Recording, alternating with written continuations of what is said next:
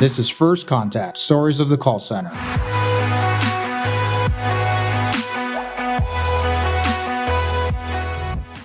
One of the things that I know that's really important that you started about 2 years ago, you started working with a company called Connect Direct, which was helping bring customer service solutions and jobs to the deaf community. How has that been since then? And also, how has it been impacted, if at all, during the pandemic?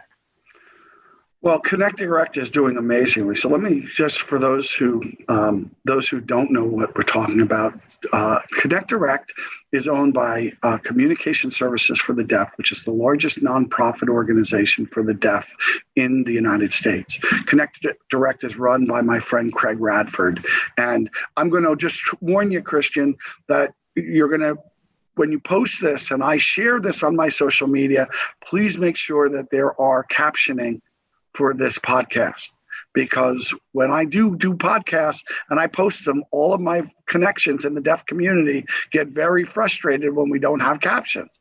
So I made this connection to CSD at a PACE conference where I got to meet a gentleman from the FCC named Robert McConnell, and Rob runs the services for the deaf, and my buddy Bob Kobeck, who's also very active in PACE, and I think Christian, you probably know Bob.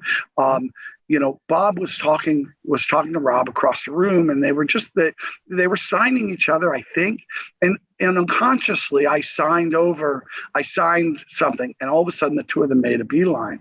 So I was sitting there, and as the night went, and he wound up sitting next to me. And as the night went on, and we had cocktails, my signing got so much better. It was wonderful, and we were talking about the need for call centers and different technologies and things like that. And he introduced me to Craig, and the Connect Direct program is to bring first person ASL care to the deaf community. So a lot of people don't know that ASL is the fourth most spoken language in the United States, but very little, that community is really sort of disparate. So the goal for them has been to get companies to hire them to do first party ASL. So much of what we do is we either resell their service or we're providing the voice services, the hearing services to their text-based and ASL-based services. So it's been an amazing partnership. Craig, I've watched Craig grow as a CEO. I've watched the organization grow. I know they are doing some wonderful things. I know one of their real rock clients has been Comcast, and as you see, I watch Comcast. They're a company that I admire greatly, and here's another example where they are providing first-person ASL service, and we have nothing to do with that relationship, but I know it's a really important one for them.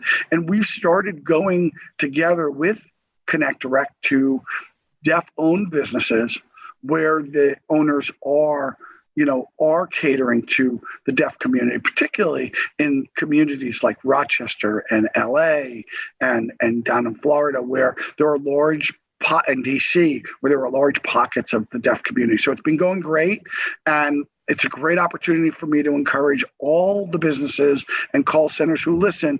If you want to differentiate yourself, give me a call. I'm happy to help connect you with my friends at Connect Direct.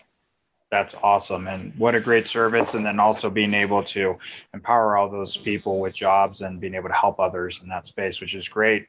Now, before just one point, Christian, before pandemic, 50% of the deaf population was either unemployed or underemployed. Because, my college advisor, who is still a dear friend, Bill Copeland, said to me, you can do well and do good all at the same time.